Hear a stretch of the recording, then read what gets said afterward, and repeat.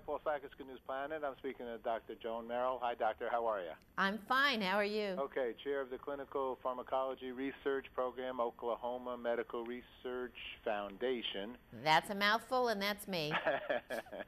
A leading national lupus center, okay. And we're going to discuss the results of the survey and how stronger communication can help supporters improve relationships with lupus patients and better understand the burden of this chronic disease. And, well, let's first start off with it, because this is even a bigger, more involved word, systematic lupus erythema. Do you like when people try to say these medical words? SLE. I couldn't talk to a NASCAR driver, so it's okay. I'll say it for you if you want. Go ahead. Systemic lupus erythematosus. Okay, what is it? It's a disorder of the immune system. And so, you know, our immune systems are sitting there in our bodies, and they're supposed to be defending us from outside invaders like viruses or bacteria or bad things that come in our food. And they're supposed to get rid of all that so that we can stay healthy. Well, instead, in lupus, there's an imbalance in the different things that the immune system does, and it ends up causing inflammation in different organs of the body. It strikes mostly women in their childbearing years, but men can get lupus, children can get lupus, and it often does affect people when they're quite young, but it's a chronic illness lasting many, many years. There's no cure, and so it can be pretty serious, and it can cause long-term organ damage. Does somebody recognize that they have it? Well, you know, that's one of the biggest problems. People can go 2 or 3 years without a diagnosis because the symptoms of lupus mimic many other diseases. You can get arthritis, and there are many forms of arthritis. So arthritis is one thing that you can get if you have lupus. You can get skin rashes that can look like other skin rashes. You can get, and they can be confused with them early on. You can get flu-like symptoms, and patients are told, oh, you just have the flu, go home, you'll get better. Then they don't, then they come back, then they get tested for mono.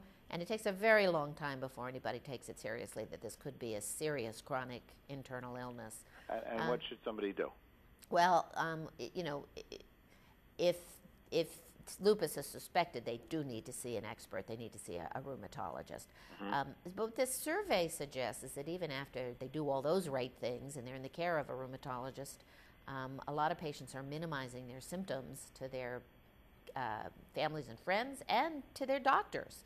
And what this can do is now you've already delayed the diagnosis and allowed some damage to occur, but without optimal care, more and more damage is going to accumulate over the years, and this could be have major impact on that person's life. Is this a part, I always like to ask, is this part of a blood test to find out? Is there a blood test to diagnose lupus? Yes. No single blood test can give you a definitive diagnosis, but we put together the signs, the symptoms, and different blood tests, and in expert hands, it's not that hard to come up with a diagnosis. Mm-hmm. And is there something, is this another opportunity when you go for that general checkup annually, hopefully everybody does, to ask to be checked for this, or no? Makes no sense. Most people are going to test negative for whatever test that the general practitioner would send, and the really bad part about this is that there's a test called the ANA test that is positive in almost every lupus patient, but it also is positive in a lot of healthy people. So it may do you some harm to ask for that test because you may get scared when you don't have lupus. Okay. How about communications with the doctor and the patient? Yeah. Should we feel open to tell it all? Yeah. Well, so this is what the survey found, and it's really a little bit frightening. So first of all, there seems to be a three-way breakdown in communication. The patients are minimizing their symptoms to their family and friends and to their doctors. So that's the first thing that's happening. The doctors are not very confident that the people at home are actually giving full support to the patients. And they're gleaning this from their interactions with the patients in the office, whether it's true or not. The people at home are not so confident that the patients are able to communicate freely with the doctors. And so you've got almost on both sides lack of confidence in what's going on the other side. And this is a three-way problem that needs to be addressed. Okay, and we're addressing it here and letting people know about it Yeah. in the hopes that it changes, right? That's the idea. I mean, I think there are things that we can definitely do right away. And the first thing is for patients to understand that you're not a burden if you complain to someone who loves you, if you do it in a way where they can start to feel helpful about it, because that makes them feel better, not worse. And you're not a burden to your doctor if you complain, because that's what your doctor's there for. That's what they get paid to do. And they're going to be happier if they're a more effective doctor and they're having success in your treatment. So clearly, it's not a bad thing to do to tell your complaints if you have a serious chronic illness. But, you know, it might be easier for a patient to tell their people that they love that there are negative things going on if they also were confident that they were of value to those people. So people at home can do a lot of good service by just thinking about the ways in which this relationship is valuable to them. You know, I want to thank, survey was sponsored by Human Genome Sciences and GlaxoSmithKline. That's correct. We always want to thank those that are doing R&D, because I think a lot of us forget how much time and money goes into R&D so we can finally come up with answers to help people. Isn't That's that so, right. Doctor?